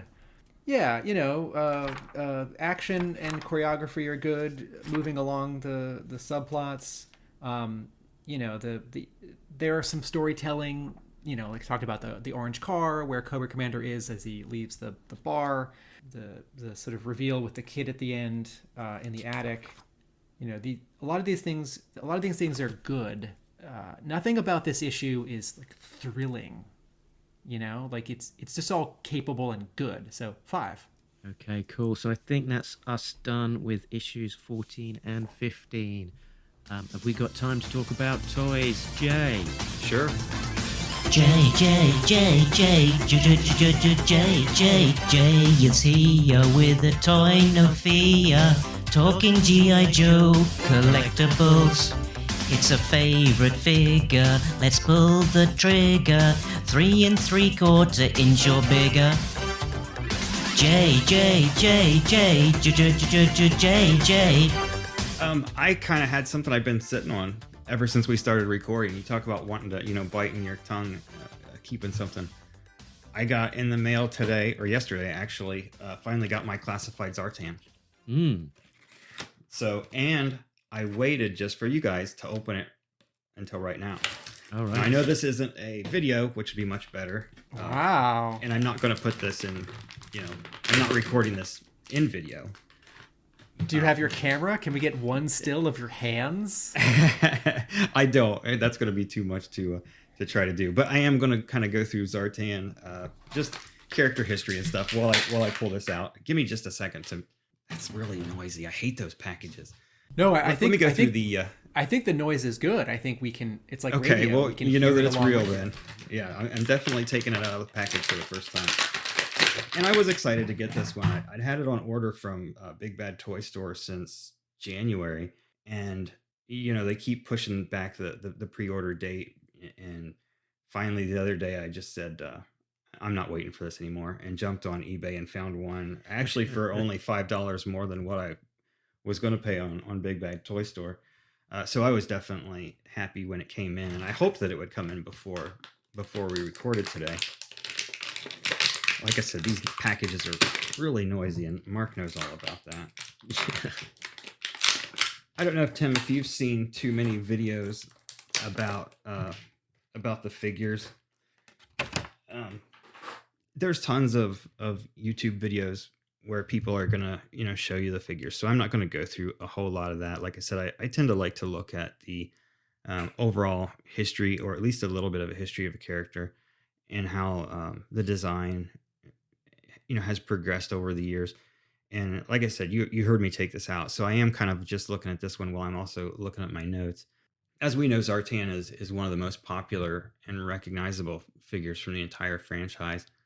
Now, according to YoJoe.com, between 1984 and 2016, there were at least 23 different versions released in the 3 3/4 to 4-inch scale. He was first released in the third series, which was 1984, and he came with the chameleon swamp skier. Like we all know, that breaks down and kind of becomes part of his disguise. He made his first appearance in the Marvel comic in 25, and immediately became one of the central characters in the series' ongoing narrative. I think it's interesting that they took this character that could have almost been a throwaway and tied him into what became the, I don't know if you'd call it overriding or underlying central theme through the whole story, with the Storm Shadow and Snake Eyes arc, and he became intricately a part of that. So I thought that was really interesting. That like I said, he could have just been a throwaway character under any other writer's hands, and leading another faction of Cobra as well, in terms of the Dreadnoks as well. So just like we had Destro and Mars and the Iron Grenadiers, we've got now from Zartan's original 1990 or 1984 file card. And this was really cool how Larry did this. File name unknown, aliases too numerous to list. I always thought that was funny. Zartan can alter his skin at will to blend in with his environment. He's a master of makeup and disguise, a ventriloquist, a linguist, over 20 languages and dialects. Now that I think about it, I don't think I've ever seen him really speak anything other than English in any of the comics. That's something that would have been nice for him to throw in there. An acrobatic contortionist and a practitioner of several mystic martial arts. Very little is known of his background and origins, but most security agencies agree he must have had European military academy training, probably St. Cyr. Psychological profile, this is from the original one. Extreme paranoid schizophrenic, grows into various multiple personalities to such an extent that the original personality becomes buried and forgotten. Most fans know that there was a little bit of controversy when the character first came out, and I'm not sure how long it took him to rewrite that into something that didn't include the words paranoid schizophrenic. Tim, do you remember on that point what did they do? Did they pull it and redo it, or did they put a sticker? Or it's a running change. Yeah, I think they just left that part off. Yeah, they took the couple of words out and just kept making the toy with a slightly changed printed. The whole line psychological profile, I think in the edited file card, that just wasn't there. Now, as far as the design of the character, of course, the original Zartan wore dark maroon pants and had a cowl of matching color. Several pieces of removable body armor. He had a pistol and a backpack that opened up to reveal a mask of a bearded man inside. And the mask, the way that it was made, was really neat. You could stick it on his face, and because of the design of the cowl, it would stay pretty well. Don't know how effective of a design or a disguise that would be, but it worked. Now Tim has talked about iconic elements that make up a character, something that every further variation should have to make it recognizable of the same character. Most of the 23 variations in this scale have a lot of those elements. The cowl, the kind of kiss makeup around his eyes, the armor on the chest, the shoulders and knee pads, and there's subtle differences from version to version. Now, I think I mentioned in one of the earlier episodes that when I got back into G.I. Joe a little less than a year ago, the figures that interested me were some of the more unique variations of different characters. Now, for example, if you compare Zartan version 2 from 1993 to the original 1984 figure, if not for the eye makeup, it's practically a different character. That's really a design I never liked. I never had it. And in 2020, I didn't feel any desire to go back and seek that one out. I didn't like the mohawk or the yellow pants. I didn't think that worked with Zartan. Now, I did find, during that time, I found a couple other ones I liked. Doing research for this segment, I discovered a 2-figure set from 2004 that kind of is interesting. They called it the Zartan Hawk Morphine Set, and it included a Hawk figure, a Zartan figure, and a figure with Hawk's body and Zartan's head. Obviously, the idea being that Zartan is becoming Hawk. Now, that set was only available at the 2004 G.I. Joe convention in Orlando, Florida. So I'm sure if you were to try to find that on eBay, it would probably cost you an arm and a leg. That's not something that I'm interested in searching out. I did get a couple versions of Zartan when I got back into it, ones that I thought were really cool. One was version 17 from the Rise of Cobra toy line in 2009.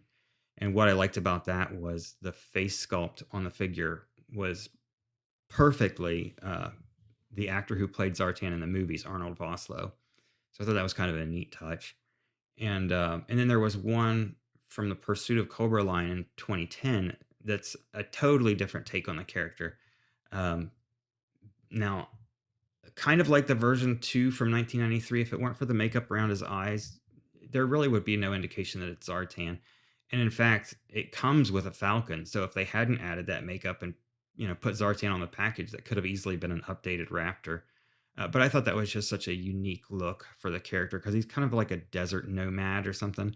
And when I saw that, I was like, what is the story behind this? Unfortunately, there really wasn't much story behind it, but I did think it was a neat figure, so I picked that one up.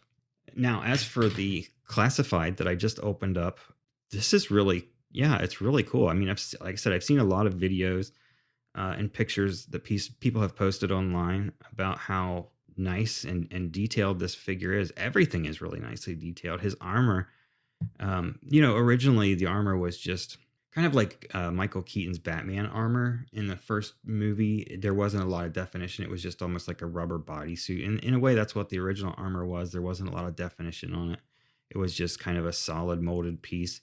This one is kind of, makes me think of when we talked about over designing the costumes. Tim mentioned the Captain America costume from the Marvel movies and how there's just seams and stuff on there that they don't need it. This also has a lot of seams and lines, but it doesn't seem like it's too much. I don't look at it and think, wow, this is an over-designed figure. And I think a large part of that is there's not a lot of color variation. Like there's a couple different variations on his armor on the chest and, the piece that he wears around there, but there's nothing that really jumps out at you. So the definition is there, but it's subtle. Shoulder pads don't go all the way down to his elbows like they did with the original. They're more kind of almost like a football player's shoulder pad. And they're kind of a soft rubber, so they do have some give to them that would allow for more movement of the arm if you were a person that, used your figures to take photos or something like that. I don't. I just kind of set them on the shelf and look at them. His legs are really nicely sculpted. There is some seam work on the pants, which is nice. His shin guards and stuff look a lot like the Joes do. There's a lot of really angular design elements there. But again, it's not highlighted by adding too many colors. Like an issue I had with the first version of Scarlet, she had all this line work and detail work in her armor and stuff. And they just put color in all these different spots. And it kind of just, I don't know. It was almost over-designed in a way. And if you keep that stuff subtle, I think it works better. And that's why the repaint of Scarlet works better, I think. But this one, too, is there's not a lot of, there's no garish elements, and there wasn't with the original Zartan either. Yeah, this is really nice. His cowl has a lot of detail and texture on it. He's got kind of a weird look on his face. Zartan was always a character that I never really could figure out, how old is he supposed to be? You kind of assumed that he was around the same age as the rest of them, probably in their 30s or so. But you don't know. It's kind of like Mystique in the X-Men. I think she got older as the series got on, and I don't mean older in that the series is getting older. I mean, they started to say, oh, well, she's been around forever because she can change her appearance. Maybe she's an old woman.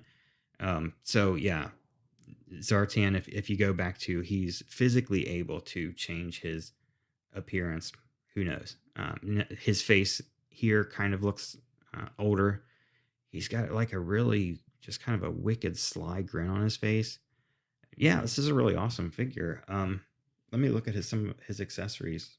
And like I said, I don't use the backpacks and stuff for the most part with the figures. I just put them on the shelf, and some of the backpacks tend to not stay very well. I was going to say what I like is kind of how they're quite faithful to the kind of the iconic V1 look, but then they're sort of they're modernizing it and sort of putting in these extra textures that you can include with today's manufacturing techniques, and also and I think absorbed by this bigger scale, and sort of they're kind of recreating some quite iconic elements, like kind of that laser pistol that he's got, and his pistol looks exactly the same. That's something that really impressed me.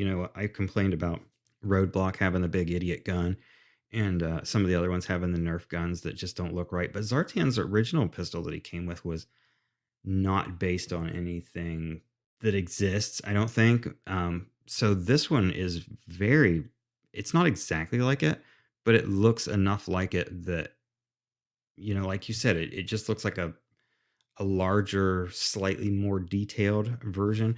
And I think it's even neat that, like I mentioned in describing the original character, the mask that he had was a guy with a beard. And that's basically what this is. You pull the mask out. It doesn't have a beard. He has a mustache and like a little, I think they call it a soul patch or something like that right underneath his lip. But, it's just a nod to the original that they didn't need to include. They just kind of did that. I feel like out of, I don't know what you call it, respect to the original and wanting to stay accurate. I think the cool geek factor of replicating some of those cool moments that plumbing into that nostalgia, rich nostalgia vein that you have by pulling in some of those key elements while still sort of keeping it fresh and putting in some new elements there, like his neckerchief and like this monkey hand and snake thing that he can adorn his belt or backpack with. Do you have this figure, Mark? Yeah, I got this one. Oh, I didn't know you had it. A week ago. Oh, cool. Yeah, what I like about it too, and I mentioned this when we were briefly discussing Flint and Lady J, from the photos that we've seen of them, it seems almost like the further on the line goes, the more they are trying to be more faithful to the original designs. So yeah, I really like this figure. I think it's going to be really cool, and I kind of like too that they could have done like with the Baroness. They released her as the Target exclusive with the bike, and I think I mentioned in another podcast, I didn't even take the bike out of the package. It's not something that interests me. They could have probably made Zartan with some version of a swamp skier, but 99% of the time as a kid when I was doing something with Zartan, it wasn't involving the swamp skier. When he was in the comics, he used that a few times, and then that was it. There's some other Joes that are vehicle drivers that we might talk about soon that are kind of the same way. After a while, they become detached almost from their vehicles. Clutch is a good example. You see Clutch a lot. You continue to see Clutch throughout the series, but you don't necessarily see the Vamp a lot. But yeah, this is a really neat figure. Definitely for toy collectors or for people that are into just picking out iconic characters, this would be one I would recommend. But no, like I said, when I started to get these, I had no intention of getting every figure, and still don't necessarily feel like I have to have every one. But you know, I was kind of like, well, I'm only going to get the ones that I think look really cool. And But they all definitely look really this cool. would fall into that category. What'd you say? I'm only going to get the ones that look really cool, but they all look really cool. Well, we haven't seen that barbecue yet. Like I said, when you know, when it comes to do I really need the Joe firefighter? I'm thinking probably not. Okay, does it pass the barbecue test? But yeah, this one I definitely recommend. I think it's a great figure. It's a great design.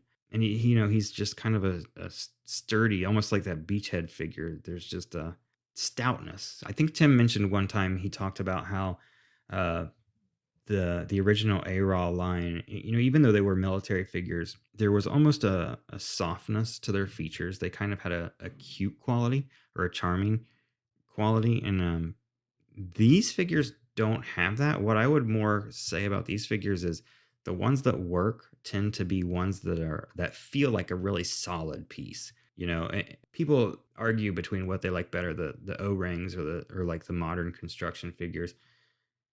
To me, there was something about those O-ring figures. They seemed pretty sturdy, and even ones like Mindbender that, you know, you look at and you think that's a goofy design, you know, or Hardball or Bazooka. These guys are going to go into battle in a red t-shirt. I mean, seriously.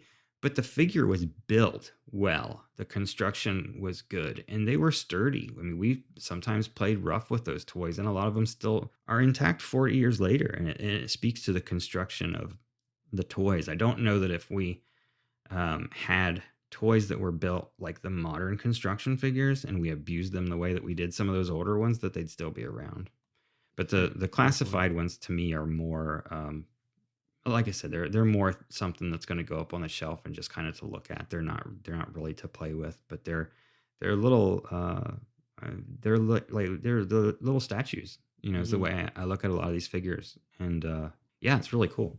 Highly recommend. I do not have this big new Zartan in front of me, but the pictures that I've seen, and all those people take better pictures than I do. So, you know, my general reaction to this classified line is that it's exciting to see these characters bigger and with more detail, and where the figures reference sort of a favorite figure from the 80s or 90s. I appreciate that, and all of them are 20% over detailed. Like, you know, all the like shin I could probably guards, agree with that.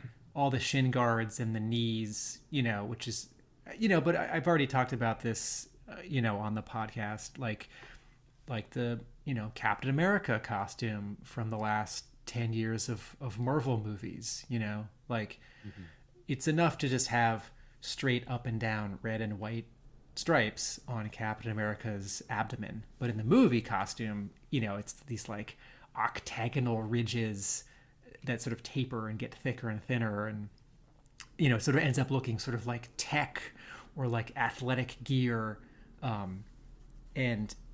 But, you know, this isn't just Marvel. This isn't just G.I. Joe. Like, I find a lot of costume design, Hollywood production design, video game design, toy design. I don't mean toy sculpting. I mean the choices in design, you know, about 25% overdone. But I do like this Zartan, and I'm very happy for all the fans who finally get, you know, like a big, awesome Zartan. Yeah, it's really cool. Okay, so let's move on to the next segment, which is InnuenJoe. This is how the story goes. Attention. At this moment, you are now listening to Talking InnuenJoe.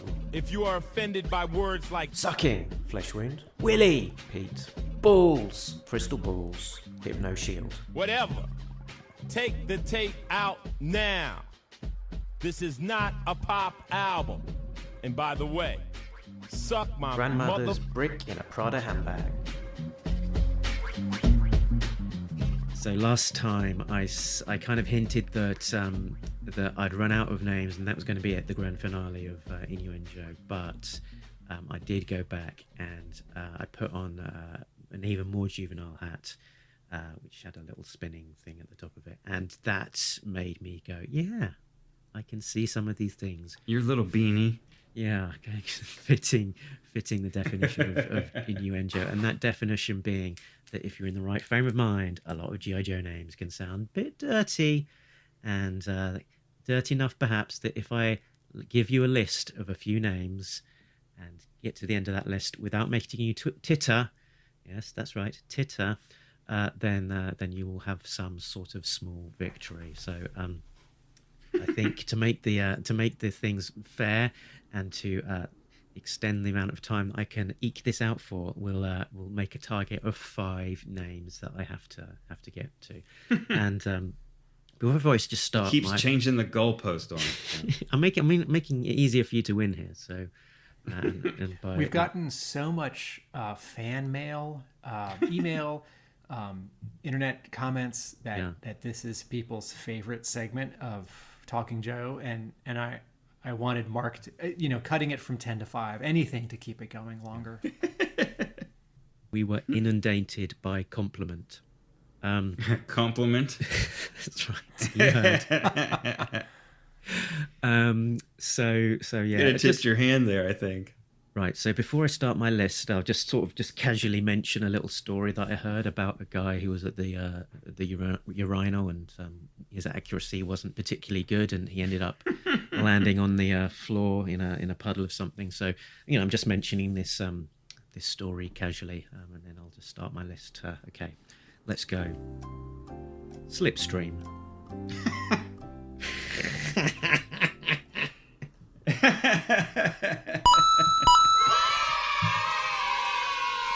Oh dear, my devious plan paid off. There we go.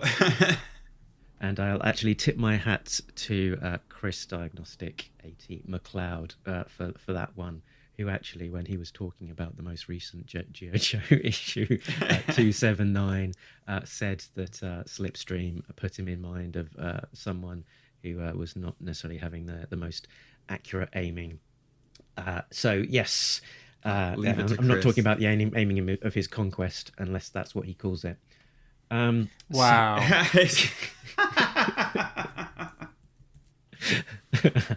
Okay, so on that bombshell, I think we'll wrap up. Join us next time in 2 weeks, where we will be talking about Devil's Due issue 16, just a one-parter next time, The Family, and then back here in a 1 week's time, hopefully we will be covering ARAH 280, bespectacled, beautiful, brilliant, bombastic, beware, the Baroness bewitches in the final untold tale from living legend Larry Hama alongside returning G.I. Joe artist Ron Joseph. You can find us in all of the usual places, talkingjoe.co.uk. The website has them all. We've got a Facebook, a Twitter, an Instagram, and a YouTube channel where you can find all of our podcasts, well, all of our most recent podcasts in video format with accompanying graphical illustrations of what we're talking about. You can contact us on email and support us on Patreon, like our backers, Richard, Sam, and Jay, who are all getting early access to episodes as well as exclusive content. So head on over to patreon.com/talkingjoe to donate whatever you feel like, and join up and sign up and get that good stuff. Where can people find you guys? G.I.J. can be found at Facebook. Break Room Sketches. Check out the likes of his up-to-the-minute etchings of the G.I. Joe Snake Eyes movie version of Scarlet. And I haven't really done anything for a couple weeks. It's been just busy with a lot of other stuff. I feel bad. Letting people down. The drawings are there. I still owe you, Jay, colors on your Zartan drawing from a month ago. That's on my to-do list. And A Real American Tim can be found at A Real American Book. Is that right?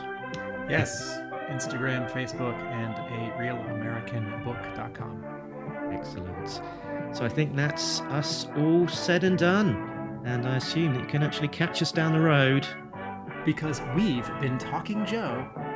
And we're all out of Joes. Laters.